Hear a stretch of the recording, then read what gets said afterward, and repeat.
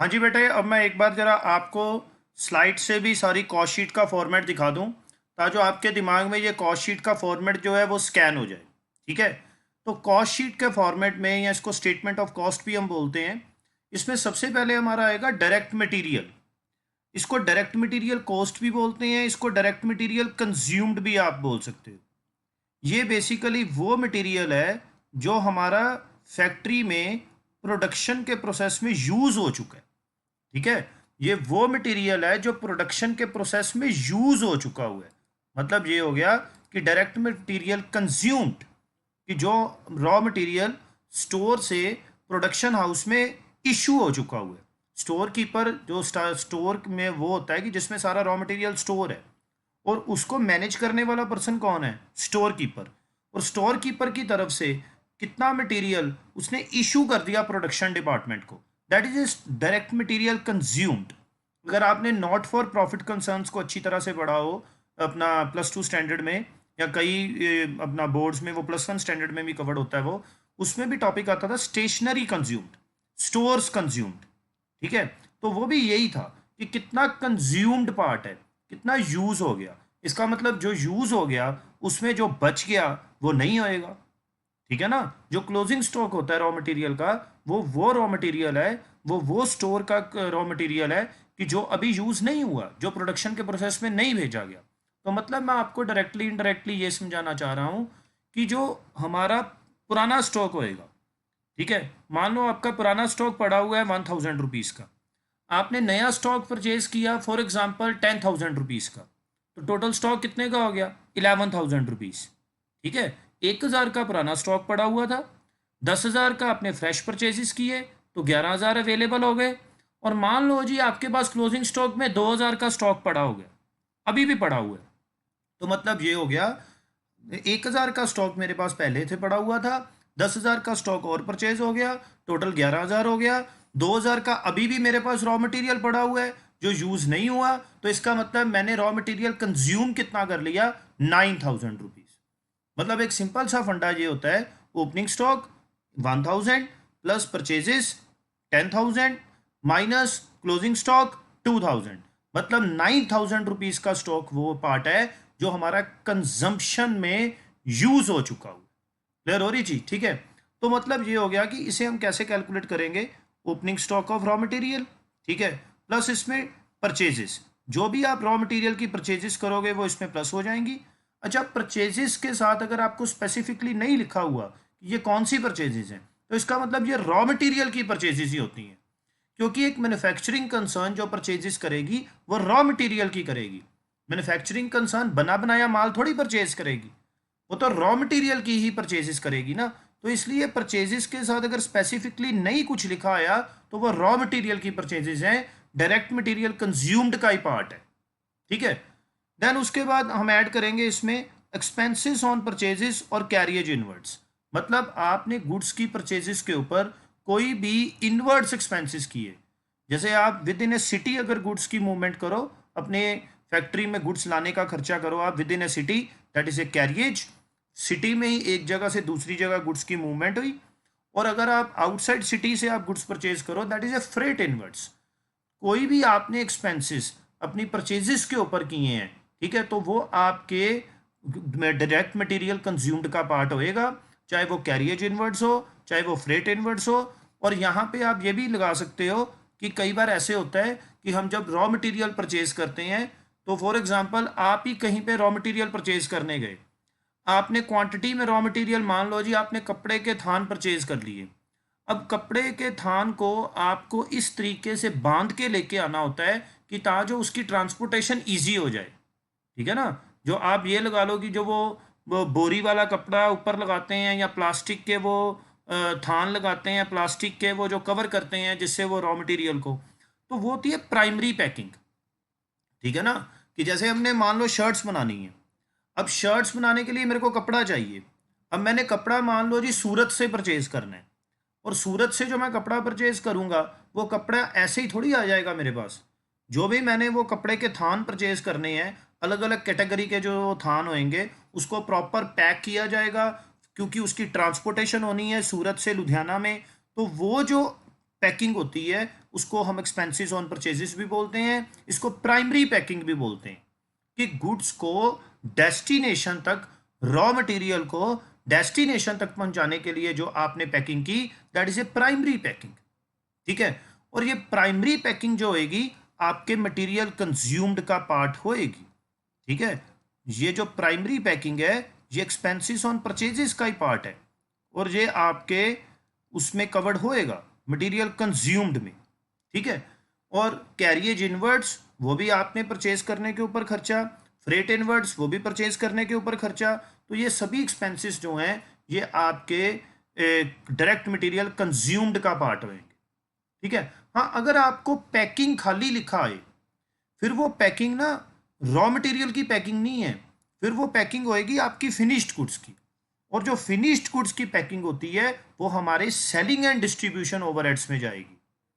मैं दोबारा बोल रहा हूं, अगर आपको पैकिंग ऑन रॉ मटेरियल आया या प्राइमरी पैकिंग आया, फिर वो डायरेक्ट मटेरियल कंज्यूम्ड का पार्ट है। बट अगर आपको खाली पैकिंग लिखा है, ठीक है, फिर वो आपके फिनिश्ड स्टॉक का पार्ट है, फिर वो आपकी फिनिश्ड गुड्स जो शर्ट्स बन के रेडी हो गई ना, उसको पैक करके आपने सेल करने के लिए जो आपने वो पैकिंग की, फिर वो पैकिंग है, और वो पैकिंग फिर यहाँ पे नहीं आएगी, फिर वो सेलिंग एंड डिस्ट्रीब्यूशन ओवरहेड्स में आएगी। ठीक है ना, तो पैकिंग के आपने ध्यान रखना है। अगर प्राइमरी पैकिंग आई फिर डायरेक्ट मटेरियल कंज्यूम्ड का पार्ट है, अगर पैकिंग ऑन परचेजेस आया फिर भी वो प्राइमरी पैकिंग ही है, डायरेक्ट मटेरियल कंज्यूम्ड का पार्ट है। Packing on raw material purchase आया वो भी आपका डायरेक्ट मटेरियल कंज्यूम्ड का पार्ट है। पर अगर आपको पैकिंग सिंपल आई, ठीक है, पैकेज आया, पैकिंग आई, सेलिंग सेल्स पैकेज आया, ठीक है, तो वो पैकिंग जो होगी आपके फिनिश्ड गुड्स का पार्ट है, फिर वो सेलिंग एंड डिस्ट्रीब्यूशन ओवरहेड्स में जाएगी, यहाँ पे नहीं आएगी, क्योंकि वो जो गुड्स बन चुकी हैं उसकी पैकिंग है। ठीक है, देन उसके बाद आइए जी, अगर कोई परचेजेस रिटर्न कर दी, ठीक है, वो यहाँ से माइनस हो जाएगी, क्योंकि अगर परचेजेस आप प्लस इनफ्लो कर रहे हो तो वो आपके कंज्यूम्ड का पार्ट होएगी, और अगर आपने रिटर्न कर दिया फिर तो वो आपके कंज्यूम्ड का पार्ट हो ही नहीं सकती, फिर तो वो आउट हो गई आपसे। ठीक है ना, तो वो लेस हो जाएंगी।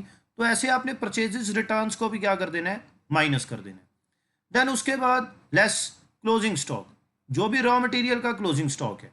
ठीक है, रॉ मटेरियल मैंने बताया था ना, जितने भी क्लोजिंग स्टॉक्स हैं, अब एक चीज अब पकड़ के रख लो, जितने भी क्लोजिंग स्टॉक्स हैं वो सभी ने माइनस होने हैं, जितने भी ओपनिंग स्टॉक है वो सभी प्लस होंगे। बैकग्राउंड के ऊपर कॉन्सेप्ट क्या है कि ओपनिंग स्टॉक आपका यूज हो चुका हुआ है। ठीक है ना, तो first in first out basis जो हम अपनी अकाउंटिंग करते हैं, वैल्यूएशन करते हैं इन्वेंट्रीज की, वो फीफो मेथड के अकॉर्डिंगली है, फर्स्ट इन फर्स्ट आउट। जो भी आपके ओपनिंग स्टॉक होएगा वो पहले कंज्यूम होएगा और वो पहले सेल होएगा, और जो भी क्लोजिंग स्टॉक है वो अभी तक कंज्यूम नहीं हुआ बट वो हमारे परचेजेस में इंक्लूडेड है, इसलिए मेरे को क्लोजिंग स्टॉक क्या करना पड़ रहा है, माइनस, क्योंकि मेरे को direct material consumed find out करना है। ठीक है, हाँ कई बार क्या होता है कि आपका रॉ मटेरियल ही डायरेक्ट सेल हो गया। ठीक है, तो net value of normal scrap of raw material आपका बारों बार ही, जैसे कई बार क्या होता है कि रॉ मटेरियल आपने परचेज किया, ठीक है, आपने मान लो जी कपड़े के 10 थान परचेज किए, और आपका ही कोई कॉम्पिटिटर है या आपका ही कोई नेबर है वो आपकी तरह ही वो शर्ट्स को बना रहे हैं। मान लो जी कि उसको 3 थान्स की जो कपड़े के वो जो थान है उसको 3 थान चाहिए, आपके पास 10 थान पड़े हुए हैं। तो फिर क्या होता है कि कई बार ना फिनिश गुड्स बनाने से पहले ही आपके 3 थान बारों बार ही सेल हो जाते हैं। बारों बार ही क्या हो गया कि जैसे फॉर एग्जांपल मेरे को अगर 25,000 का थान आया, एक एग्जांपल ले रहा हूँ, मेरे को नहीं मालूम एक्चुअली कितने का थान होते हैं वो, मान लो जी आपको 25,000 का थान आया।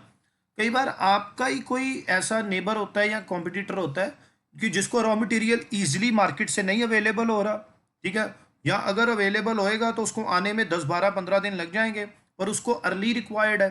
तो फिर क्या होता है कि वो पर्सन आपको ही ऑफर कर देता है कि भाई साहब मैं आपको 28,000 देने को तैयार हूँ, 30,000 देने को तैयार हूँ, आप ये कपड़े का थान मेरे को सेल कर दो। तो आपका ना रॉ मटेरियल ही जैसे आपने परचेज किया कपड़े का थान वैसे ही सेल हो गया, तो रॉ मटेरियल भी बारों बार सेल हो जाता है, जिससे आपकी कॉस्ट की क्या हो जाती है, रिडक्शन। और जो कपड़े के 3 थान आपने बारों बार ही सेल कर दिए वो आपकी कंजम्पशन का पार्ट नहीं है, क्योंकि आपने तो अब कितने कंज्यूम करने होंगे, 7 बेल्स, मतलब 7 थान, 7 थान जो कपड़े के जो बेल्स होती हैं उसको इंग्लिश में बोलते हैं, तो 7 बेल्स जो हैं वो मैं यूज करूंगा। तो मतलब मैं आपको ये समझाना चाह रहा हूं कि डायरेक्ट मटेरियल कंज्यूम्ड वो पार्ट है जो हमने यूज कर लिया। इसको मैं फॉर्मूले की शेप में आपको नहीं बताना चाहता कि बेटा इसको प्लस कर दो, इसको माइनस कर दो, वैसे कर दो। आप ध्यान से सोचो कि मटेरियल कंज्यूम्ड, इसमें ओपनिंग स्टॉक कंज्यूम हो चुका होगा, ठीक है, परचेजेस हमने यूज कर ली होंगी। हाँ, अगर हमने कोई परचेजेस रिटर्न की वो माइनस हो जाएंगी। अगर हमने परचेजेस के ऊपर कोई एक्सपेंसेस किए, जैसे मशीनरी के ऊपर आप इंस्टॉलेशन एक्सपेंसेस करो, वो मशीनरी की कॉस्ट का पार्ट हो जाता है। वैसे ही आप रॉ मटेरियल के ऊपर भी कोई एक्सपेंसेस करोगे, वो आपके मटेरियल कंज्यूम्ड का पार्ट हो जाएगा। ठीक है, प्राइमरी पैकिंग हो गया, कैरियज इनवर्ट्स हो गया, फ्रेट इनवर्ट्स हो गया। देन उसके बाद आपने कोई परचेजेस रिटर्न की, वो माइनस हो जाएंगी क्योंकि वो हमने कंज्यूम नहीं की। अगर आपका कोई क्लोजिंग स्टॉक बच गया, वो भी आपने कंज्यूम नहीं किया, वो भी आपका माइनस हो जाएगा। हाँ, वो अभी कंज्यूम नहीं हुआ, बाद में कंज्यूम हो जाएगा, ठीक है ना। पर अभी तक जो नहीं कंज्यूम हुआ फिर वो मेरी कॉस्ट का पार्ट नहीं है।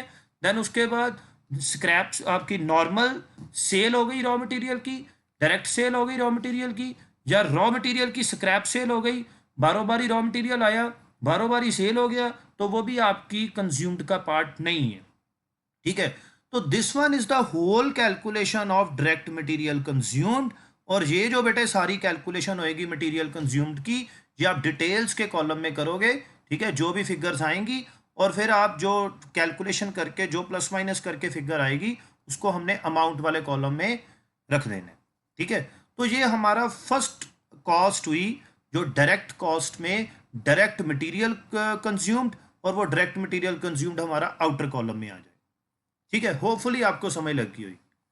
अब उसके बाद हम चलते हैं जी डायरेक्ट लेबर। बेसिकली मैंने आपको बोला था कि प्राइम कॉस्ट में 3 कॉस्ट हैं, ठीक है, डायरेक्ट मटेरियल, डायरेक्ट लेबर और डायरेक्ट एक्सपेंसेस। और डायरेक्ट लेबर मतलब इसको हम वेजेस भी बोल सकते हैं, ठीक है, चाहे आप इसको लेबर बोल दो, डायरेक्ट वेजेस बोल दो, ठीक है।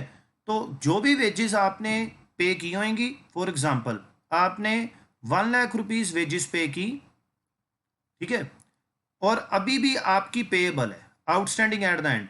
मान लो जी कि आपने 20,000 की वेजेस अभी भी पे करनी है, तो आपको बेटे अक्रूवल बेसिस अकाउंटिंग के अकॉर्डिंगली चलना है। आपने सभी ने फाइनल अकाउंट्स विद एडजस्टमेंट का चैप्टर पढ़ा होगा 11th स्टैंडर्ड में, तो वहाँ पे हमें अक्रूवल बेसिस कॉन्सेप्ट जो था वो फॉलो करना है। और अक्रूवल बेसिस कॉन्सेप्ट के अकॉर्डिंगली क्या था कि वेदर द कैश पेड और not, whether the cash received और not, it doesn't matter from the accounting point of view. If the transactions are incurred in the books of accounts, then it should be recorded in the books of accounts. मतलब ये हो गया कि आपने अगर ये 20,000 के वेजेस को नहीं भी पे किया तो अकाउंट्स को इस चीज से कोई लेना देना नहीं है। अगर वो आपके अकाउंटिंग ईयर को बिलोंग कर रहा है एक्सपेंस, तो वो एक्सपेंस बेटे बुक्स ऑफ अकाउंट्स में रिकॉग्नाइज होएगा ही होएगा। मतलब ये हो गया कि अगर आपने 1,00,000 रुपीज की वेजेस पे की हैं, 20,000 की वेजेस अभी नहीं भी पे की, वो आउटस्टैंडिंग एट द एंड है, और as per the accrual basis accounting आपको वो 20,000 रुपीज प्लस करना पड़ेगा, क्योंकि वो इस साल को बिलोंग कर रहा है एक्सपेंस, और आपका टोटल एक्सपेंस आउटर में कितना आ जाएगा, 1,20,000 रुपीज। सारा कॉन्सेप्ट क्या है, अक्रूवल बेसिस, कि मेरे को उसी अकाउंटिंग पीरियड की ट्रांजेक्शन्स को रिकॉर्ड करना है जिस अकाउंटिंग पीरियड के हमें अकाउंटिंग करनी है, जिस अकाउंटिंग पीरियड के मेरे को रिजल्ट्स निकालने। ठीक है, तो 20,000 आउटस्टैंडिंग एट द एंड क्या हो गया जी, प्लस हो गया। ठीक है, और प्रीपेड एट द बिगनिंग, अगर हमने कोई पहले से पे किया हुआ है या तो वो इसी साल का ही था, ठीक है, पिछले साल वो प्रीपेड क्या हो गया होगा, माइनस, क्योंकि वो पिछले साल को बिलोंग नहीं कर रहा था, बट इस साल को वो बिलोंग कर रहा है, तो वो प्रीपेड एट द बिगनिंग मेरे को क्या करना पड़ेगा, प्लस करना पड़ेगा। मतलब ये है कि अगर आप कंक्लूजन पे जाओगे, मेरे को इस साल की लेबर का एक्सपेंस निकालना है, आउटस्टैंडिंग एट द एंड नहीं भी पे हुआ तो प्लस हो गया, प्रीपेड एट द बिगनिंग पिछली बार पे कर दिया था पिछली बार, बट उसको माइनस किया हुआ है, इस बार हम एट द बिगनिंग करके उसको क्या करेंगे, प्लस। मतलब पिछले साल ने इस एक्सपेंस को बाहर निकाल दिया था, और क्योंकि ये इस साल का एक्सपेंस था, इस साल हम इस एक्सपेंस को रिकॉग्नाइज करेंगे, वेलकम करेंगे। नेक्स्ट उसके बाद ऐसे ही प्रीपेड एट द एंड, आपने इस साल के एंड पे, आपने इस साल के एंड पे नेक्स्ट ईयर का एक्सपेंस पे कर दिया, ठीक है, तो वो माइनस हो जाएगा जी प्रीपेड एट द एंड। और क्योंकि ये इस साल को बिलोंग ही नहीं कर रहा, वो नेक्स्ट ईयर को बिलोंग कर रहा है। और outstanding at the beginning, outstanding at the beginning का मतलब क्या है कि हमारा पिछले साल आउटस्टैंडिंग था, पिछले साल हमने इसको प्लस किया हुआ है, इस बार हम उसको क्या करेंगे, माइनस करेंगे। मतलब मैं दोबारा बोलता हूँ, प्रीपेड एट द एंड का मतलब क्या है कि इस साल के एंड पे मैंने नेक्स्ट ईयर का एक्सपेंस पे कर दिया, तो वो इस साल का नहीं है, इसलिए वो इस साल में से क्या हो गया, माइनस हो गया, क्योंकि हमें इस साल का एक्सपेंस निकालना है। ठीक है, वैसे तो ये नॉट फॉर प्रॉफिट कंसर्न्स में आपको अच्छी तरह से आना चाहिए, ठीक है, मैं फिर भी चलो कॉन्सेप्ट बोल रहा हूँ। और आउटस्टैंडिंग एट द बिगनिंग, ये माइनस क्यों हुआ, क्योंकि आउटस्टैंडिंग एट द बिगनिंग जो था ये पिछले साल की को बिलोंग करता था, पर हमने इस साल पे किया, तो पिछले साल को अगर बिलोंग करता है, अगर नहीं भी पे किया होएगा तो पिछले साल इसको प्लस किया होएगा, और इस बार मैंने पिछले साल के एक्सपेंस को पे कर दिया, तो वो इस बार क्या हो जाएगा, माइनस हो जाएगा। ठीक है ना, तो मतलब कंक्लूजन ये है कि मेरे को इस साल का एक्सपेंस रिकॉग्नाइज करना है, अगर मैंने पिछले साल का पे किया हुआ है वो माइनस हो गया, अगर मैंने अगले साल का पे किया वो भी माइनस हो गया, अगर मैंने इस साल का नहीं पे किया वो प्लस हो गया, और अगर मैंने इस साल का पिछले साल पे कर दिया तो इस बार वो क्या होएगा, प्लस हो जाएगा। तो मतलब ये हो गया कि अगर आप इसका ऐसे कंक्लूजन निकाल लें कि जैसे 1 लाख रुपीज़ आपने वेजेस पेड की, इसको ध्यान रखना, ये वेजेस पेड आएगा आपको फिर एग्जाम में, अगर ये एडजस्टमेंट्स आई ना फिर वेजेस पेड आएगा, तो वेजेस पेड आई, ठीक है, outstanding at the end, prepaid at the beginning मान लो 20,000 है, और प्रीपेड एट द एंड और आउटस्टैंडिंग एट द बिगनिंग मान लो 10,000 है, तो ये प्लस माइनस करके बेटे जो कैलकुलेशन होके आएगी वो कितनी आ गई, 1,10,000 rupees.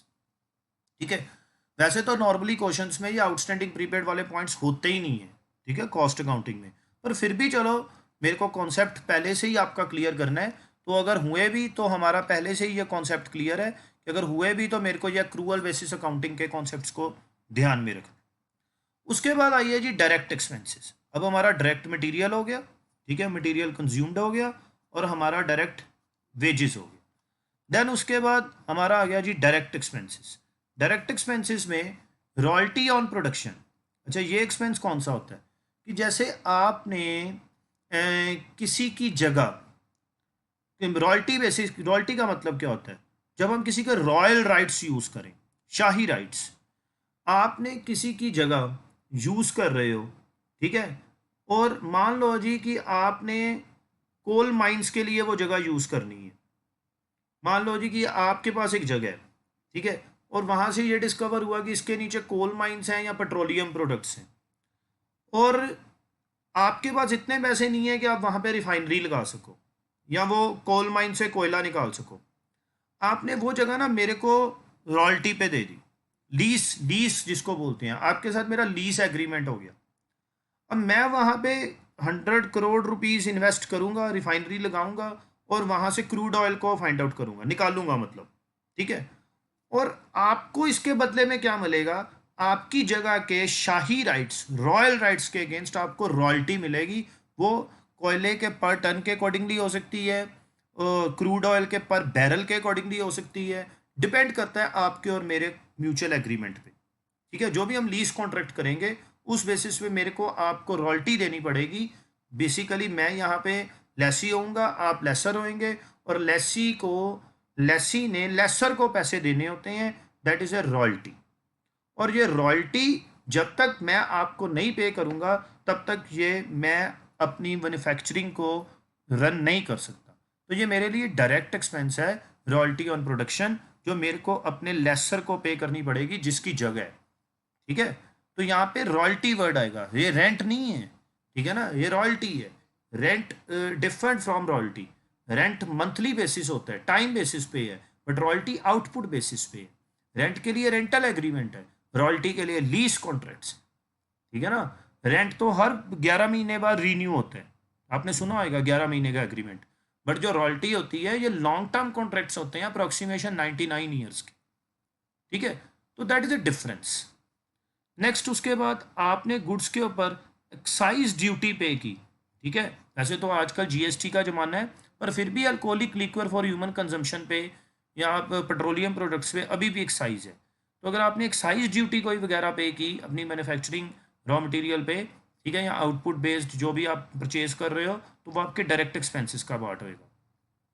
Job processing charges, job processing charges क्या होता है कि कई बार क्या होता है कि आप गुड्स को किसी बाहर से आउटसोर्स करवा रहे हो, ठीक है, जैसे आपको मान लो 5,000 यूनिट्स का बनाने का ऑर्डर मिला, आपके पास 3,000 बनाने की ऑप्शन है, आप मैक्सिमम 3,000 यूनिट्स बना सकते हो।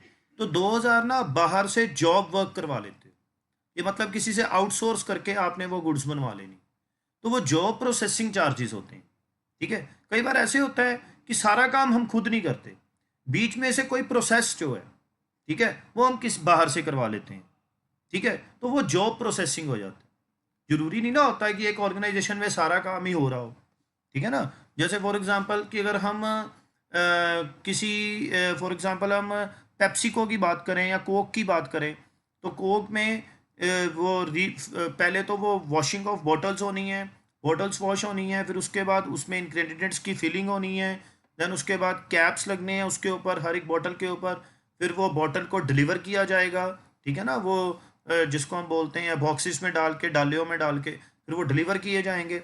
तो हो सकता है कि अगर उनकी अगर आउटपुट ज़्यादा हो तो वो कोक वाले या पेप्सी वाले वॉशिंग का काम बाहर से करवा रहे हैं। ठीक है, इंग्रेडिएंट्स खुद तैयार करते हैं, फिलिंग आप करते हैं, कैपिंग भी आप कर रहे हैं, पर सिर्फ वो वॉशिंग का काम है वो आउटसोर्स हो सकते हैं। तो वो जो एक्सपेंस पे करेंगे that is a job processing charges. ठीक है, वैसे तो ये आता नहीं है कहीं पे भी, पर फिर भी आपकी नॉलेज के लिए मैं आपको बता रहा हूँ। Cost of special moulds, designs and patterns, कि आपने कुछ ऐसा मोल्ड करवाया अपना रॉ मटेरियल, ठीक है, डिज़ाइन बनवाया आपने बाहर से, अच्छे अच्छे डिज़ाइन, जैसे टी शर्ट्स के ऊपर डिज़ाइन होते हैं, ठीक है ना, तो वो डिज़ाइंस आपने बनवाए, पैटर्न्स बनवाए, तो ये जो आप एक्सपेंस पे करोगे ये आपके डायरेक्ट एक्सपेंसेस। मतलब ये हो गया जी आपके 3 direct expenses, direct material, direct labour, direct expenses. जब ये तीनों प्लस हो जाएंगे then it will becomes prime cost. फिर हमारी कॉस्ट की प्रोनाउंसिएशन क्या होएगी? Prime cost. समझ लग रही है बात मेरी? डायरेक्ट मटेरियल, डायरेक्ट लेबर और as well as direct expenses, ये तीनों को प्लस करके आपकी कौन सी कॉस्ट आएगी? Prime cost. प्राइम कॉस्ट में फिर मेरे को क्या प्लस करना है? फैक्ट्री। अब देखो, अब डायरेक्ट कॉस्ट की बात हो चुकी है, प्राइम कॉस्ट इसको क्यों बोलते हैं? क्योंकि ये प्राइम है, ये आप नहीं खर्चोगे तो मैन्युफैक्चरिंग का क्वेश्चन ही नहीं है। ठीक है ना, प्राइम टाइम नहीं होते, जैसे टीवी पे प्राइम टाइम होता है, 9 बजे का प्राइम टाइम है, इकोनॉमी का करोड़पति 9 बजे आएगा, सभी व्यूअर्स, ज़्यादातर व्यूअर्स की जो रेशो होती है 8:30 से लेके 10:30 11 बजे तक होती है, तो वो प्राइम टाइम होता है टीवी का।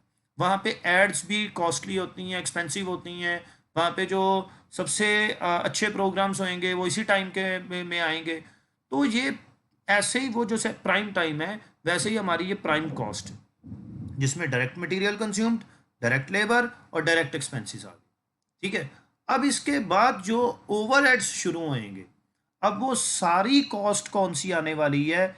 इनडायरेक्ट। अब डायरेक्ट कॉस्ट की बात खत्म हो गई। ठीक है, अब जो कॉस्ट आएगी वो हमारी कौन सी होएगी? इनडायरेक्ट। ठीक है, तो इनडायरेक्ट कॉस्ट पे हमारी पहले वर्क्स एंड फैक्ट्री ओवरहेड्स, ठीक है, उसमें इनडायरेक्ट मटेरियल। अब देखो, जैसे पहले direct material, direct labour, direct expenses थे, वैसे ही अब क्या होएगा? Indirect material, indirect labour, indirect expenses. यही यही चल रही थी ना branches, direct material, direct labour, direct expenses, basically है तीन चीजें ही, पहले मटेरियल, फिर लेबर, फिर एक्सपेंसेस। ठीक है, पहले वो डायरेक्ट मटेरियल, डायरेक्ट लेबर और डायरेक्ट एक्सपेंसेस थे। ठीक है, अब क्या सीन होएगा? अब हमारे ओवरहेड्स शुरू हो रहे हैं, तो indirect material, indirect labour, indirect expenses, अब ये चीज होगी। ठीक है, उसकी आगे 3 कैटेगरीज बनेंगी, वर्क्स और फैक्ट्री ओवरहेड्स। इसको फैक्ट्री भी बोलते हैं, वर्क्स ओवरहेड्स भी बोलते हैं। पहले हमारा इनडायरेक्ट मटेरियल। इनडायरेक्ट मटेरियल हमारा कौन सा मटेरियल होता है? बेसिकली जो मटेरियल रॉ मटेरियल नहीं है, रॉ मटेरियल तो वो है ना which are directly related with production. अगर आप ये नहीं करोगे परचेज तो आपकी गुड्स बन ही नहीं सकती। इनडायरेक्ट मटेरियल क्या होता है कि जो डायरेक्टली रिलेटेड नहीं है बट इनडायरेक्टली रिलेटेड है। फॉर एग्जांपल, आपकी मशीनरी के अंदर फ्यूल डलना है, लुब्रिकेंट्स डलने हैं, ऑयल डलना है, तो वो कौन क्या है? वो आपका इनडायरेक्ट मटेरियल है। ठीक है ना, फॉर एग्जांपल कंज्यूमेबल स्टोर्स। अब कंज्यूमेबल स्टोर्स ही बहुत बच्चों को नहीं मालूम होता। कंज्यूमेबल स्टोर्स क्या होते हैं कि जैसे फॉर एग्जांपल कि आप ये लगाओ कि आपके पास जनरेटर है, अब जनरेटर में आपको डीजल डालना पड़ेगा, तभी तो जनरेटर चलेगा ना। क्लियर हो रही जी।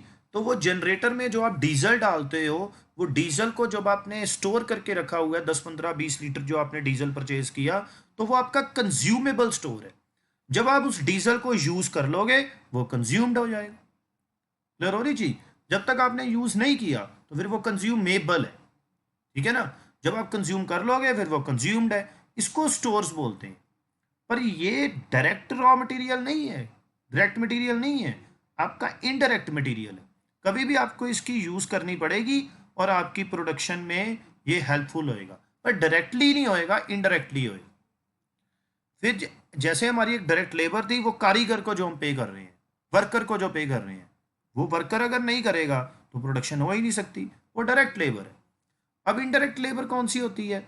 अब वर्कर्स को ऊपर सुपरवाइज भी करना है, तो salary of factory supervisor, salary of works manager, salary of departmental, ठीक है, सुपरिटेंडेंट्स, अदर स्टाफ, जो भी आपका प्रोडक्शन डिपार्टमेंट में काम कर रहा है, वर्कर्स को छोड़ के, कारीगर को छोड़ के, जो बाकी का स्टाफ आपका फैक्ट्री में जो काम कर रहा है, फैक्ट्री में, क्योंकि ये फैक्ट्री ओवरहेड्स की बातें हो रही हैं, तो वो आपका इनडायरेक्ट लेबर होएगा, और इसमें एक वर्कर नहीं है। ठीक है। उसके बाद आपने कोई ईएसआई में contribution, employ state insurance, provident fund, leave pay, maternity pay to above staff, अब इन स्टाफ्स को का कोई कंट्रीब्यूशन कर रहे हो एम्प्लॉय स्टेट इंश्योरेंस में, प्रोविडेंट फंड में, जिसमें ये वर्कर्स को बेनिफिट मिलना है, अल्टीमेटली वो प्रोडक्शन ऑर्गेनाइजेशन की, मैन्युफैक्चरिंग कंसर्न की कॉस्ट है, और वो कौन सी कॉस्ट में कवर्ड होएगी? इनडायरेक्ट में। क्लियर हो रही जी। ठीक है। नेक्स्ट उसके बाद इनडायरेक्ट एक्सपेंसेस। इनडायरेक्ट एक्सपेंसेस अब कौन से एक्सपेंसेस हैं? देखो वही तीन categories, indirect material, indirect labour हो गया, अब इंडायरेक्ट एक्सपेंसेस।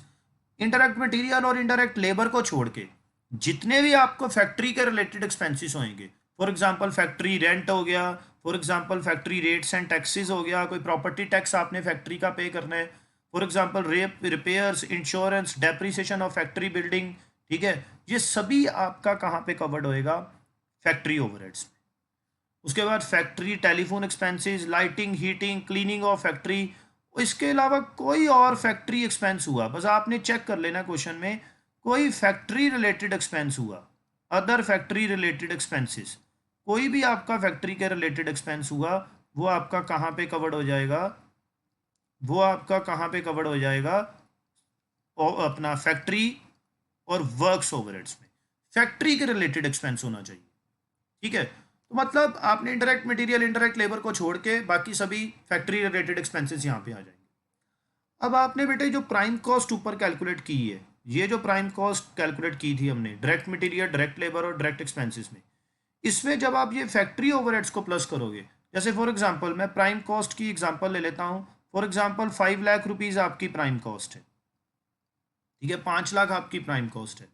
मान लो जी कि आपके ये अपना फैक्ट्री और वर्क्स ओवरहेड्स की कैलकुलेशन करके आ गया 1 लाख रुपीज़, 1 लाख रुपया आपका इस चीज़ का आ गया। तो अब आपका जो ये प्राइम कॉस्ट में जब आप ये फैक्ट्री ओवरहेड्स को प्लस करोगे, तो आपकी जो कॉस्ट आने वाली है 5 और 1 6 लाख रुपया, इसको हम बोलते हैं ग्रॉस वर्क्स कॉस्ट या gross factory cost. It is also known as total manufacturing cost इनकट। चाहे आप इसको ग्रॉस वर्क्स कॉस्ट बोल लो, चाहे आप इसको फैक्ट्री कॉस्ट बोल लो, चाहे आप इसको टोटल मैन्युफैक्चरिंग कॉस्ट इनकट बोल लो। अभी तक हमने अपनी मैन्युफैक्चरिंग पे क्या खर्चा किया, ठीक है, तो ये prime cost plus factory overheads, ठीक है, या prime cost plus works overheads equivalent to gross works cost, gross factory cost और टोटल मैन्युफैक्चरिंग कॉस्ट इनकट। ठीक है। अब हमारा फैक्ट्री ओवरहेड्स का पोर्शन खत्म हो गया। चल हमारे इंडायरेक्ट एक्सपेंसेस ही रहे हैं अब सारे, ठीक है, बट इंडायरेक्ट ओवरहेड्स में हमारा फैक्ट्री खत्म हो गया। इंडायरेक्ट की भी तो तीन कैटेगरीज है ना, इंडायरेक्ट की भी तो तीन कैटेगरीज है ना आगे। एक तो ये फैक्ट्री हो गया, एक हमारा आएगा ऑफिस एंड एडमिनिस्ट्रेटिव ओवरहेड्स, एक हमारा आएगा selling and distribution overheads. Factory वाला खत्म हो गया। ठीक है जी। अब हम चलते हैं जी। अब देखो ये ग्रॉस फैक्ट्री कॉस्ट जो आई है, मतलब ये 6 लाख रुपया आपने गुड्स बना ली। ये 6 लाख रुपया आपकी गुड्स, वो गुड्स की कॉस्ट है जो फैक्ट्री के अंदर इनपुट हुई है ना। जैसे आपने इस साल फैक्ट्री के अंदर जो गुड्स इनपुट की, ठीक है, अभी बनी नहीं है गुड्स, आपकी फैक्ट्री के अंदर गुड्स गई हैं, ठीक है, वो पहले मेरे मुंह से निकल गया था कि गुड्स बन गई हैं, गुड्स तो अभी बाद में बनेंगी। अभी तो ये 6 लाख रुपया वो आया है कि जो फैक्ट्री के अंदर गुड्स हमने इनपुट कर दी। अब जब आपने फैक्ट्री के अंदर इनपुट की हैं, क्या फैक्ट्री में पहले कोई प्रोडक्शन नहीं हो रही थी? फैक्ट्री में पहले भी तो वर्क इन प्रोसेस हो रहा था ना कुछ। मान लो 2 लाख की गुड्स पहले ही फैक्ट्री में प्रोडक्शन प्रोसेस में थी, 6 लाख की आपने इस बार इनपुट की, 2 लाख की पहले इनपुट हुई हुई थी, ठीक है, तो कितना फैक्ट्री में मटेरियल चला गया, फिर कितनी कॉस्ट चलेगी? 8 लाख रुपए की। तो 6 लाख तो वो कॉस्ट है जो इस बार हमने फैक्ट्री के अंदर एक्सपेंस को डाला। और इसके बाद हमने कोई अगर ओपनिंग स्टॉक हमारा पहले ही अगर फैक्ट्री में कोई opening stock of work in process चल रहा है, जैसे मैंने एग्जांपल ली कि 2 लाख रुपए आपका फैक्ट्री में पहले ही चल रहा है, तो इसका मतलब ये है कि आपकी फैक्ट्री में 6 लाख आपने इस बार इनपुट किया, 2 लाख पहले ही फैक्ट्री, 2 लाख रुपया कॉस्ट ऐसी थी जो पहले ही प्रोडक्शन प्रोसेस में थी, तो आपकी टोटल फैक्ट्री के अंदर 8 लाख रुपए का खर्चा हो चुका है। 2 लाख पहले ही था, 6 लाख इस बार इनपुट हुआ, ठीक है। और अभी जब आपने ईयर एंडिंग हुआ या जब आप कॉस्ट शीट बना रहे हो, आपने फिर जजमेंट की कि यार हमने 6 लाख इस बार डाला था, 2 लाख पहले से पड़ा हुआ था, 8 लाख की कॉस्ट इनपुट हुई हुई है। अब हम चेक करते हैं कि कितना को अंदर गुड्स अभी भी प्रोसेस में है। आपने मान लो 6 महीने साल बाद जब चेक किया दोबारा, तो आपको ये पता लगा कि अभी भी 1 लाख की गुड्स जो हैं वो प्रोसेस में है। तो इसका मतलब बेटे अब यहाँ से मेरे को ये जजमेंट हो रही है कि अगर हमने 8 लाख की गुड्स, अब 8 लाख की गुड्स, ठीक है, या उसको उसकी प्रोनाउंसिएशन क्या होएगी? 8 लाख की गुड्स की प्रोनाउंसिएशन होएगी total goods processed during the period, total goods processed during the period, ठीक है। 8 लाख की गुड्स प्रोसेस हो चुकी थी, ठीक है, बट जब हमने ईयर एंडिंग पे चेक किया, अभी भी 1 लाख की गुड्स क्लोजिंग स्टॉक में है, अभी भी प्रोसेस में है, तो इसका मतलब हमारी फैक्ट्री में कितनी कॉस्ट जो है वो इनकट हो चुकी है और फैक्ट्री से गुड्स बाहर आ चुकी हैं। कितने की कॉस्ट वाली गुड्स फैक्ट्री से बाहर आ चुकी हैं? वो हो जाएंगी 7 लाख। बात समझ लगी जी मेरी कि मैं क्या बोलना चाह रहा हूँ? वो 7 लाख की गुड्स ऐसी हैं जो फैक्ट्री में से बाहर आउट हो चुकी हैं, 1 लाख का अभी आउट नहीं हुआ था, तो वो क्लोजिंग स्टॉक हमने इसलिए इसको माइनस कर दिया, ठीक है। तो ओपनिंग स्टॉक प्लस हुआ, क्लोजिंग स्टॉक हमारा माइनस हुआ क्योंकि वो भी फैक्ट्री के अंदर ही, और ओपनिंग स्टॉक हमारा बन के रेडी हो गया होगा, ठीक है ना। और अगर आपकी कोई फैक्ट्री के अंदर स्क्रैप सेल हुई, अब ये सेल का ध्यान रखना, ये फैक्ट्री स्क्रैप सेल है। अगर आपकी कोई फैक्ट्री के अंदर ही जैसे कोई कपड़े की लीरे लूरे बच गई या आपने बारों बार ही सेल कर दी, तो वो फैक्ट्री के अंदर से अगर कोई स्क्रैप सेल हुई, तो वो स्क्रैप सेल, मान लो जी अगर आपकी वो स्क्रैप सेल 10,000 की स्क्रैप सेल भी होती है, तो वो आपकी कॉस्ट को रिडक्शन कर देती है। तो इसका मतलब ये है 6 लाख की कॉस्ट 10,000 आपकी वो लीरे लूरे सेल हो गई, जिस कारण आपकी 6 लाख की कॉस्ट अब 6 लाख की नहीं है, 10,000 आपको रिकवर हो गया, आपकी 6 लाख वाली कॉस्ट 590 रह गई, ठीक है। जिससे आपका ये भी रिड्यूस हो जाएगा, ये भी 8 लाख की बजाय कितना रह जाएगा? 7,90,000, और ये भी आपका बेटे रिड्यूस हो जाएगा, ये फैक्ट्री कॉस्ट कितनी रह जाएगी? 6,90,000। मतलब ये हो गया कि अगर आपकी फैक्ट्री के अंदर से स्क्रैप सेल हो रही है, वो आपकी इनकम रिकॉग्नाइज नहीं होएगी, वो आपकी कॉस्ट की रिडक्शन होएगी। It is a cost reduction. ये मैंने आपको कॉन्सेप्ट्स में भी समझाया था फर्स्ट चैप्टर के कि कॉस्ट रिडक्शन का मतलब क्या है, ठीक है ना, कि अगर आपकी स्क्रैप सेल हुई है फैक्ट्री की, तो वो आपकी कॉस्ट की रिडक्शन होएगी, आपको 6 लाख की बजाय आपकी कॉस्ट 5,90,000 रह जाएगी, ठीक है। उसको इनकम रिकॉग्नाइज हम नहीं करेंगे, that is A cost reduction. ध्यान रखना है, अगर फैक्ट्री की स्क्रैप हुई तो यहां से माइनस होएगी, अगर रॉ मटेरियल की स्क्रैप हुई फिर वो डायरेक्ट मटेरियल कंज्यूम्ड से माइनस होएगी। अगर रॉ मटेरियल की स्क्रैप हुई फिर वो डायरेक्ट मटेरियल कंज्यूम्ड से माइनस होएगी, ठीक है जी। तो अब बेटे जो मेरा कैलकुलेट होके आएगा, मतलब ग्रॉस वर्क्स कॉस्ट पे हम पहुंच गए थे, उसमें से स्क्रैप वैल्यू और फैक्ट्री स्क्रैप माइनस हो गई और opening stock of work in process plus हो गया, टोटल गुड्स प्रोसेस आ गई, फिर उसमें से क्लोजिंग स्टॉक हमने माइनस कर दिया क्योंकि अभी ये प्रोसेस में है। तो आपकी जो अब जो आई फैक्ट्री कॉस्ट और वर्क्स कॉस्ट, वो हमारी कैलकुलेट होके 6,90,000 आ जाएगी। ठीक है, ऐसे हमें कैलकुलेट करना है फैक्ट्री कॉस्ट। हाँ जी बेटा, अब हम आगे मूव करते हैं। फैक्ट्री कॉस्ट के बाद हमारे जो नेक्स्ट ओवरहेड स्टार्ट होंगे, हमारे जो इनडायरेक्ट ओवरहेड्स हैं, वो है ऑफिस एंड एडमिनिस्ट्रेशन ओवरहेड्स। ठीक है, ऑफिस और एडमिनिस्ट्रेशन के रिलेटेड जो हमारे एक्सपेंसेस हैं, वो अब हमारे एक्सपेंसेस की जो है वो एक कैटेगरी बनी है, ऑफिस एंड एडमिनिस्ट्रेशन। अच्छा, बेसिकली ना ऑफिस एंड एडमिनिस्ट्रेशन में भी थोड़ा डिफरेंस है।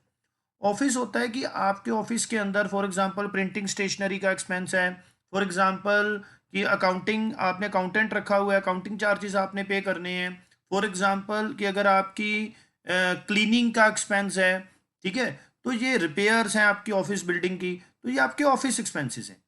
एडमिनिस्ट्रेशन का मतलब क्या होता है कि जो पर्सन ये सारी मैनेजमेंट चला रहे हैं, एडमिनिस्टर कर रहे हैं, उसमें फॉर एग्जांपल डायरेक्टर फ़ी हो गई, उसमें फॉर एग्जांपल कोई आपने सीए रखे हुए हैं तो उनको ऑडिट फ़ी पे करनी है, तो वो सारा एडमिनिस्ट्रेशन डिपार्टमेंट है।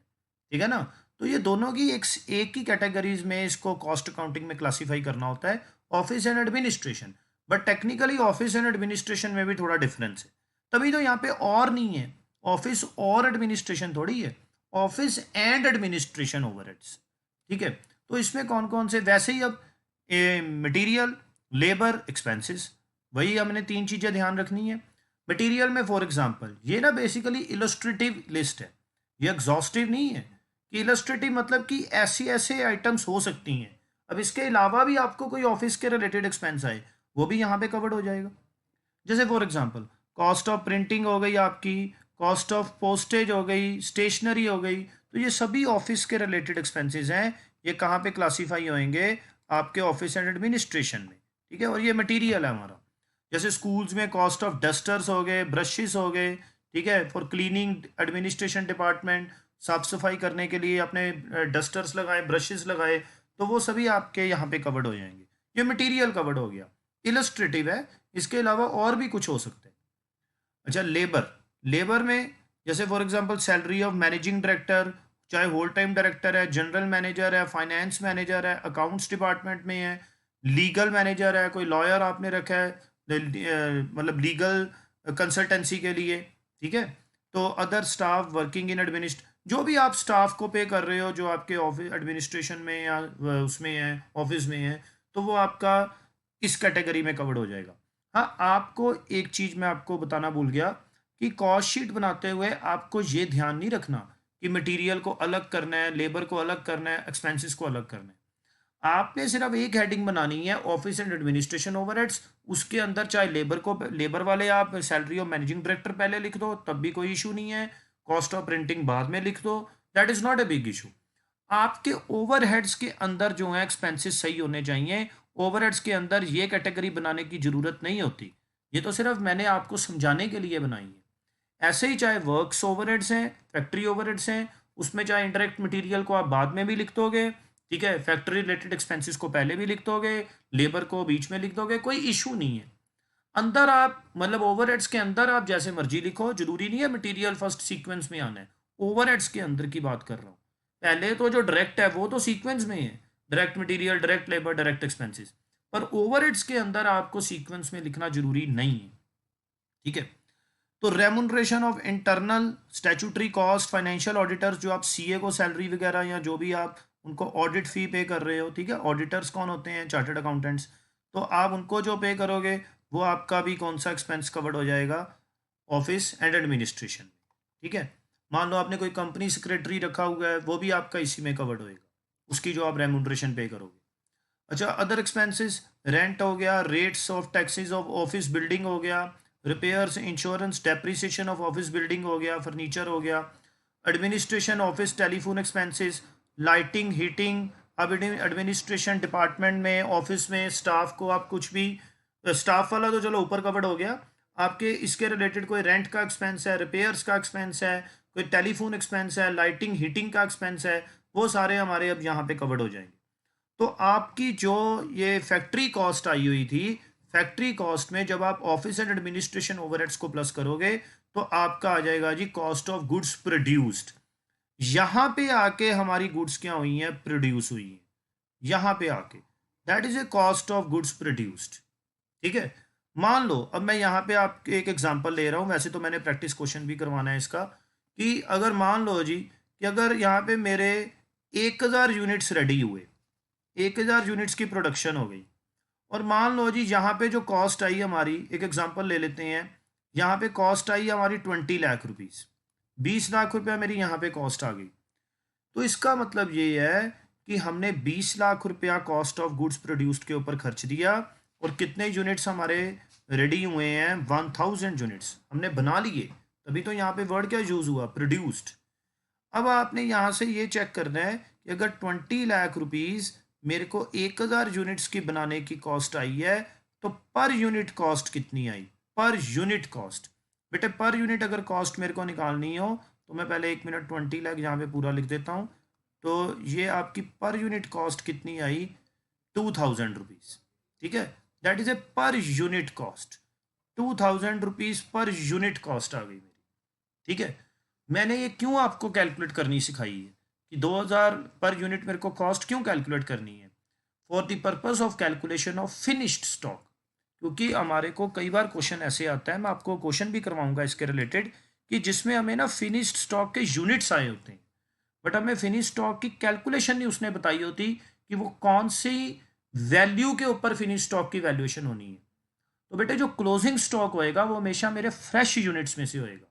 ये जो मेरी कॉस्ट ऑफ गुड्स प्रोड्यूस्ड है ये मेरे फ्रेश यूनिट्स हैं, और अगर मेरे पास कोई क्लोजिंग स्टॉक बचेगा तो ये मेरे फ्रेश यूनिट्स में से ही बचेगा। ओपनिंग स्टॉक तो हम पहले ही सेल कर चुके होंगे, क्योंकि हम फर्स्ट इन फर्स्ट आउट के बेसिस पे हैं। ओपनिंग स्टॉक हम पहले सेल कर देंगे, और अगर हमारे पास कोई स्टॉक बचेगा वो हमारा क्लोजिंग स्टॉक होएगा, और क्लोजिंग स्टॉक जो बचेगा वो हमारे फ्रेश यूनिट्स में से होएगा।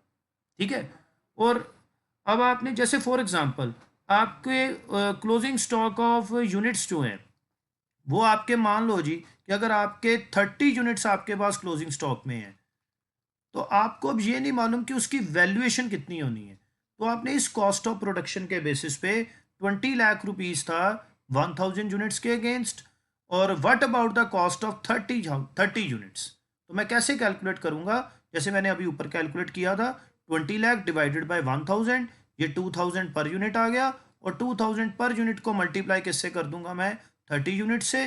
तो ये मेरे क्लोजिंग स्टॉक की वैल्यूएशन आ जाएगी 2000 मल्टीप्लीकेशन 30, तो ये मेरा क्लोजिंग स्टॉक कैलकुलेट होकर आ जाएगा जी 60,000 रुपीज़। ठीक है, ऐसे मेरे को ये क्लोजिंग स्टॉक की कैलकुलेशन करनी है। तो यही चीज़ मैंने यहाँ पे लिखी हुई है, cost of goods produced. Cost of goods produced कितना हो गया, 20 लाख।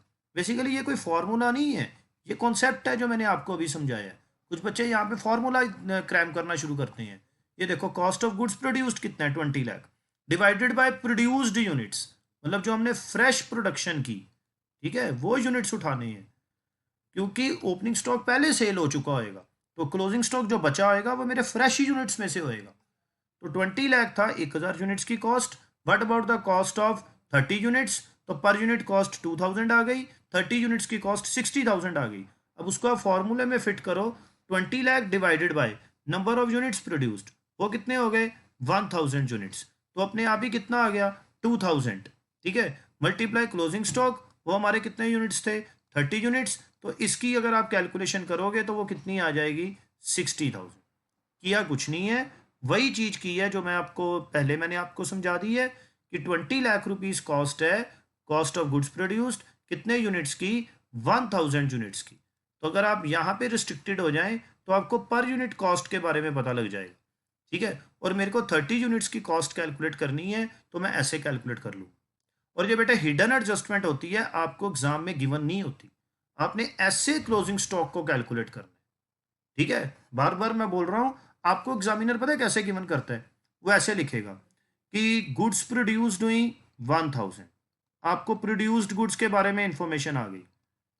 ठीक है, ऐसे बोलेगा वो कि हमने प्रोडक्शन कितनी की है, 1000। ठीक है, फिर वो आगे बोलेगा सोल्ड यूनिट्स, सोल्ड यूनिट्स कितने हुए हैं, 970 यूनिट्स। अब आपने ना यहाँ से जजमेंट कर लेनी है कितने यूनिट्स अनसोल्ड हैं, 30 यूनिट्स।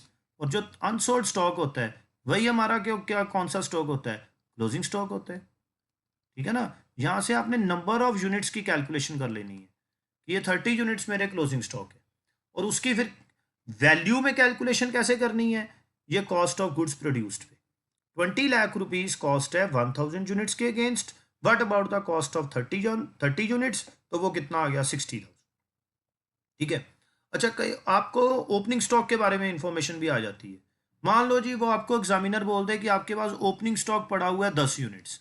अब आप बेटे मेरे को पहले ये बताओ कि आपका जो ओपनिंग स्टॉक है, मैं आपको यहाँ से ही समझाता हूँ कि मैं अगर 10 यूनिट्स आपके पास ओपनिंग स्टॉक पड़े हुए हैं तो इसका मतलब ये है कि आपकी ये जो गुड्स सेल हुई हैं 970, इसमें से 10 यूनिट्स वो हैं जो आपके पुराने हैं।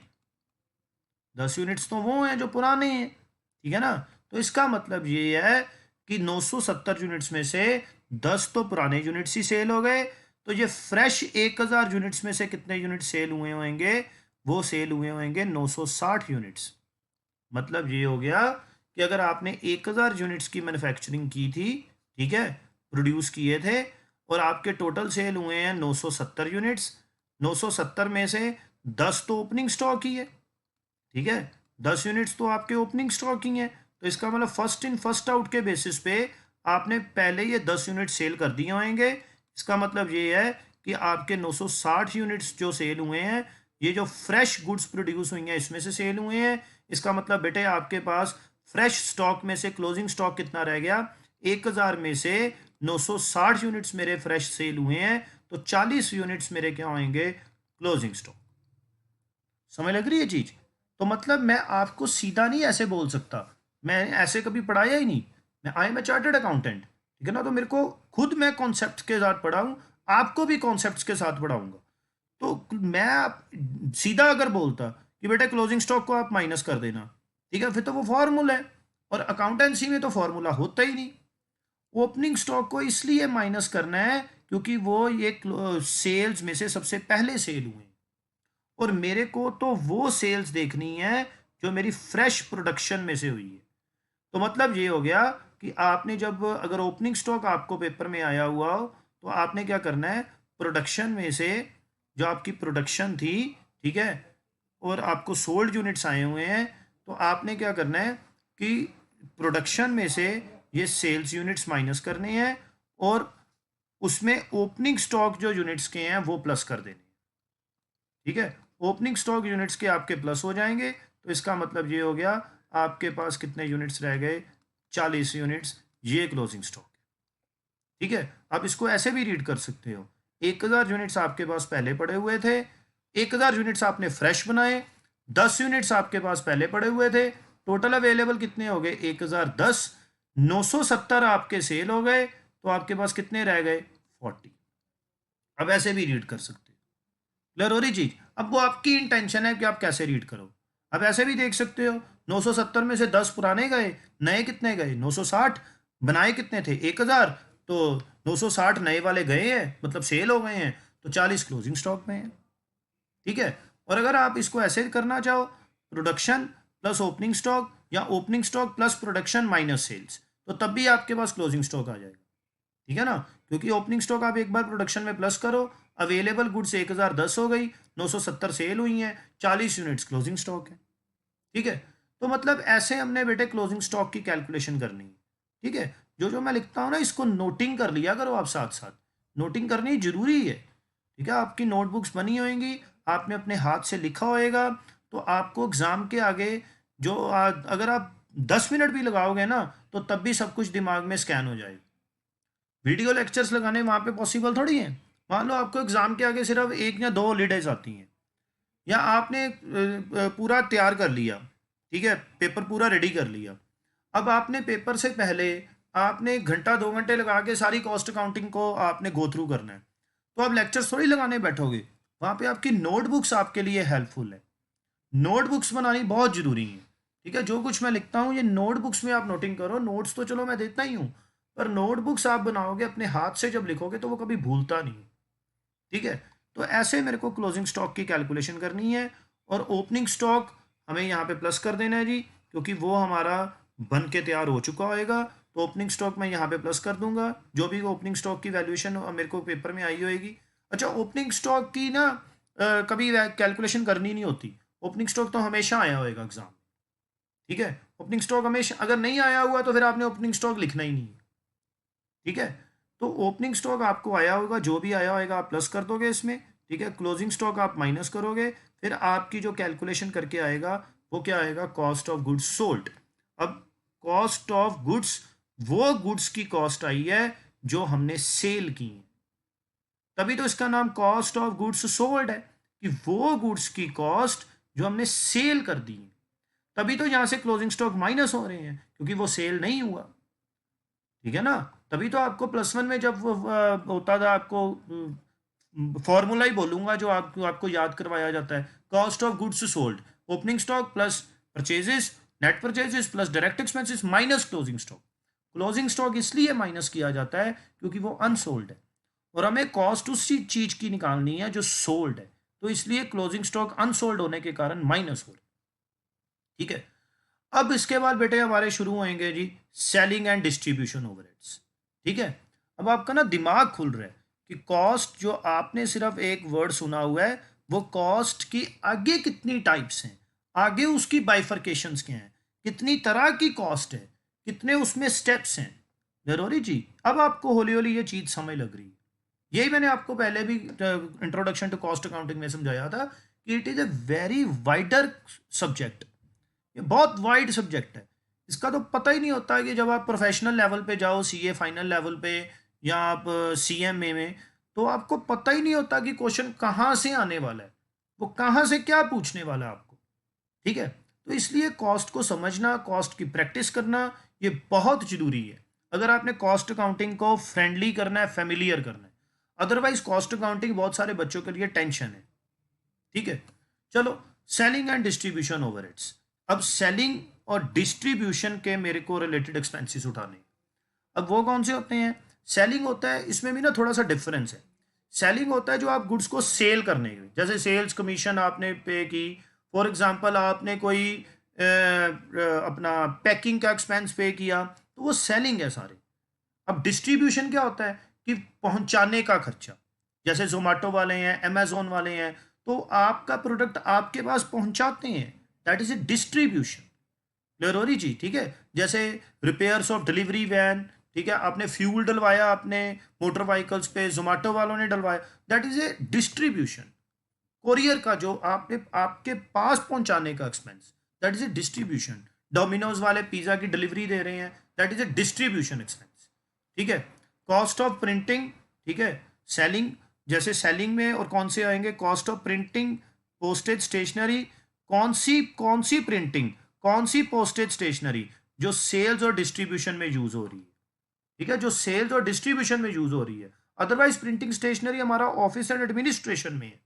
और अगर आपको एग्जामिनर बोले कि आपने प्रिंटिंग स्टेशनरी वो करवाई है, जैसे जोमेटो वाले ऊपर टेपिंग करके देते हैं जो फूड के ऊपर, तो वो जो पैकिंग करने हैं, ठीक है ना, वो टेप्स लगा रहे हैं, अमेजोन वाले टेपिंग करके देते हैं, तो वो आपका सेलिंग एंड डिस्ट्रीब्यूशन में कवर्ड होएगा, ठीक है। उसके बाद cost of catalogues, list prices, secondary packing आ गया ना, सेकेंडरी पैकिंग वो प्राइमरी पैकिंग थी। प्राइमरी पैकिंग हमारी डायरेक्ट मटेरियल कंज्यूम्ड में है, सेकेंडरी पैकिंग हमारी सेलिंग एंड डिस्ट्रीब्यूशन में, ठीक है। Cost of material used in reconditioning of the empty containers return, जो एम्प्टी कंटेनर्स आए, जैसे एम्प्टी बॉटल्स आई, उसको वॉशिंग का जो प्रोसेस है, ठीक है, उसको रीयूज करने का जो है, वो भी हमारा सेलिंग में आएगा, ठीक है, दोबारा उसको यूज करने का जो प्रोसेस है। For example, salary of sales director, sales manager, sales officer, salesman. आप सेल्समैन को सैलरी दे रहे हो, कमीशन दे रहे हो, ट्रैवलिंग कमीशन पे कर रहे हो, सेलिंग कमीशन पे कर रहे हो, तो वो सभी जो आपने ये सेलिंग एजेंट्स को जो पे किया, salary of distribution, vehicle driver, ठीक है, तो ये सभी आपका कहाँ पे कवर्ड हो जाएगा, सेलिंग एंड डिस्ट्रीब्यूशन में। जो डोमिनोज वाले डिलीवरी करने जा रहा है पर्सन, उसको भी पैसे देने हैं, तो वो आपका सब कुछ किस में कवर्ड है, सेलिंग एंड डिस्ट्रीब्यूशन, ठीक है। इसके अलावा सेलिंग के रिलेटेड और expenses, rent rates taxes of sales office, showroom, ठीक है, distribution office, storage warehouse, जहाँ पे आप गुड्स बना के तैयार करते हो, आउटलेट्स हैं आपके जहाँ से कस्टमर ने आके गुड्स को उठाना है, तो वो सेलिंग एंड डिस्ट्रीब्यूशन में, ठीक है। Repairs and insurance of sales office, sales office की बिल्डिंग है, ठीक है, जहाँ पे सिर्फ सेल्स का काम ही हो रहा है, प्रोडक्शन प्रोडक्शन कुछ नहीं हो रही।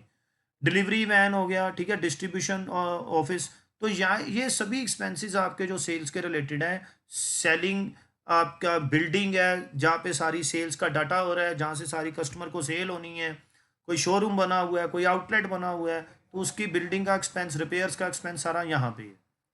टेलीफोन एक्सपेंसेस आपने किए, ठीक है, सेल्स ऑफिस के यहाँ पे आ जाएंगे। लाइटिंग हीटिंग सेल्स ऑफिस की यहाँ पे आ जाएंगी। आपने एडवर्टीजमेंट की। अच्छा, बैड डेट्स हुए, ये ध्यान दो, बैड डेट्स। बैड डेट्स कैसे होते हैं? Bad debts arises from debtors, और डेटर्स कहाँ से अराइसिस होते हैं? क्रेडिट सेल से। इसका मतलब बैड डेट्स का लिंक किसके साथ होता है? सेल्स के साथ। और वो हमारा कौन सा एक्सपेंस होएगा? Selling and distribution overheads. ध्यान रखना, bad debts selling and distribution overheads है। बहुत सारे बच्चे बैड डेट्स में कंफ्यूज रहते हैं, ठीक है। कोई आपने पब्लिसिटी का एक्सपेंस किया, कोई सेल्समैन को ट्रैवलिंग एक्सपेंसेस पे किए, कोई एंटरटेनमेंट एक्सपेंसेस किए कस्टमर के, ठीक है। डेप्रीसिएशन ऑफ डिलीवरी वैन, मतलब डिलीवरी वैन जो पिज़्ज़ा हट हो गया, डोमिनोज हो गया, जो वो गुड्स को पहुंचा रहे हैं कस्टमर तक। फ्रेट एंड कैरियज आउटवर्ड्स, अब इसका भी ध्यान देना कि अगर फ्रेट और कैरियज आउटवर्ड्स हुए फिर वो सेलिंग में है, अगर फ्रेट और कैरियज इनवर्ड्स हुए फिर वो हमारा डायरेक्ट मटेरियल कंज्यूम्ड में, ठीक है। और इंश्योरेंस ऑफ फिनिश स्टॉक और गोडाउन, तो ये भी हमारा सेलिंग में है। अल्टीमेटली जब आप ये कॉस्ट ऑफ गुड्स सोल्ड में, ये जो हमारी cost of goods sold I थी, इसमें जब आप selling and distribution expenses overheads को प्लस करोगे तो आपका क्या आ जाएगा जी? Cost of sales. और यहाँ तक हमें पहुँचना था कॉस्ट ऑफ सेल्स में। मान लो कि आपकी कॉस्ट ऑफ सेल्स आई 50 लाख रुपीज़, 50 लाख रुपये आपकी कॉस्ट ऑफ सेल्स आई। फिर आपने इसका कंपैरिजन किससे करना है? सेल्स के साथ। मान लो जी अगर आपकी सेल, ये पेपर में गिवन आएगी, ये सेल्स जो है ना ये गिवन होती है हमें, ठीक है। हमने ये कॉस्ट ऑफ सेल्स 50 लाख निकाल ली, मान लो 60 लाख रुपीज़ की आपने एक्चुअल में सेल्स की हैं, तो इसका मतलब ये है 10 लाख रुपया आपको कॉस्टिंग प्रॉफिट हो, ठीक है। 10 लाख आपका कॉस्टिंग प्रॉफिट। क्लियर हो रही जी? ठीक है। ऐसे ही अगर हमारी सेल यहाँ पे 45 लाख रह गई तो फिर हमारा 5 लाख रुपया उल्टा क्या हो जाएगा? Costing loss. फिर वो 5 लाख हमारा कॉस्टिंग लॉस है, ठीक है। तो बेटे ऐसे हमें क्या प्रिपेयर करनी होती है? Cost sheet. क्लियर हो रही जी? ठीक है। मैं एक बार जरा आपको और चाहे एक नोट्स भी रीड करवा दूँ नीचे कि unless otherwise stated closing stock of finish goods should be valued at current, लिखा हुआ ना क्लोजिंग स्टॉक को, आप फिनिश गुड्स को आपने किस पे वैल्यू करना है? करंट कॉस्ट ऑफ प्रोडक्शन, ठीक है। Assuming that first in first out method, that is A FIFO of inventory valuation is in use, कि हम फीफो मेथड के अकॉर्डिंगली क्लोजिंग स्टॉक को फ्रेश प्रोडक्शन के अकॉर्डिंगली उसका पर यूनिट निकाल के कैलकुलेशन करते हैं, ठीक है। आइटम्स ऑफ फाइनेंशियल नेचर, ये तो मैंने चलो फर्स्ट चैप्टर में डिस्कस कर दिया था कि इनकम टैक्स हो गया, कैश डिस्काउंट हो गया, इंटरेस्ट ऑन कैपिटल हो गया, donations, dividend, preliminary expenses, goodwill हो गया, ट्रांसफर टू रिजर्व्स हो गया, प्रोविजंस हो गया। तो ये आप सब कुछ इग्नोर करोगे जी, क्योंकि ये कॉस्ट शीट में रिकॉर्ड नहीं होती। ये मैंने स्पेशली एक लेक्चर रिकॉर्ड करवाया हुआ है फर्स्ट चैप्टर का, टॉपिक नंबर 5, जो सबके लिए सुनना जरूरी है। क्लियर हो रही जी? That is a items of financial nature, ठीक है। तो ऐसे हमारी कॉस्ट शीट बेटे रेडी होती है। एक बार जरा मैं आपको फास्ट फॉरवर्ड में कॉस्ट शीट दिखा दूं सारी। सबसे पहले हमारा direct material, direct labour, direct expenses, इसको आप प्लस करोगे तो प्राइम कॉस्ट आएगी जी। प्राइम कॉस्ट के बाद हमारे इंटरेक्ट शुरू हो गए एक्सपेंसेस, उसमें फैक्ट्री ओवरहेड्स को आप प्लस करोगे तो आपका आ जाएगा ग्रॉस वर्क्स कॉस्ट और ग्रॉस फैक्ट्री कॉस्ट और टोटल मैन्युफैक्चरिंग कॉस्ट इनकट। फिर आप उसमें अगर कोई स्क्रैप सेल हुई फैक्ट्री की, ठीक है, वो माइनस हो जाएगी। Opening stock of work in process plus होएगा, ठीक है। तो आपका आएगा total goods processed during the period. फिर जब आप closing stock of work in process को माइनस करोगे तो आपके पास आएगी फैक्ट्री कॉस्ट, ठीक है। फिर फैक्ट्री कॉस्ट आने के बाद ऑफिस एंड एडमिनिस्ट्रेशन ओवरहेड्स को मेरे को प्लस करना है। जब वो सारे मैं प्लस करूंगा तो यहाँ पे गुड्स बन के रेडी हो चुकी होती हैं, कॉस्ट ऑफ गुड्स प्रोड्यूस्ड, ठीक है। इसमें opening stock of finish goods मेरे को प्लस करना है, और ओपनिंग स्टॉक को प्लस करने के बाद हमारे पास आएगा cost of goods available for cell. कि मतलब ये हो गया, अगर हमने 5000 यूनिट्स बनाए हैं तो मान लो 500 यूनिट्स पहले पड़े हुए हैं, तो 5000 प्लस 500 हमारे पास cost of goods available for sale कितने हो जाएंगे? 5500 यूनिट्स। अगर उसमें से मेरे 1000 यूनिट्स बच गए तो वो closing stock of finish goods minus हो जाएगा, और ultimately cost of goods sold कितनी आएंगी? 4500 यूनिट्स, ठीक है। 5000 बने थे, 500 पहले के पड़े हुए थे बने हुए, तो 5500 अवेलेबल हो गए, फिनिश 1000 बच गए, ठीक है। तो इसका मतलब ये है हमारे सेल कितने हुए, cost of good sold 4500 units. फिर सेलिंग एंड डिस्ट्रीब्यूशन ओवरहेड्स की बारी आएगी जी, वो प्लस होंगे इसमें, और फिर इसको प्लस करने के बाद कॉस्ट ऑफ सेल्स आएंगी। कॉस्ट ऑफ सेल्स का कंपैरिजन मेरे को सेल्स के साथ करना है। अगर मेरा सेल्स की फिगर हायर हुई कॉस्टिंग प्रॉफिट है, अगर मेरी सेल्स की फिगर लोअर हुई then it generates costing loss, ठीक है। और क्लोजिंग स्टॉक की कैलकुलेशन करने के लिए मेरे को करंट कॉस्ट ऑफ प्रोडक्शन को कंसीडर करना है, क्योंकि हम फीफो मेथड फॉलो करते हैं। और फाइनेंशियल नेचर एक्सपेंसेस, ये आइटम्स जो हैं ये हमें पूरी कॉस्ट शीट बनाते हुए इवन की पूरी कॉस्ट अकाउंटिंग में ही मेरे को ये इग्नोर करनी है, इनको कंसीडर नहीं करना, ठीक है। ये बेटे हमारा पूरा रेडी हो गया फॉर्मेट अब कॉस्ट शीट का, स्टेटमेंट ऑफ कॉस्ट का। अब मेरी आपसे प्रैक्टिकल क्वेश्चंस की डिस्कशन होगी। Thank you.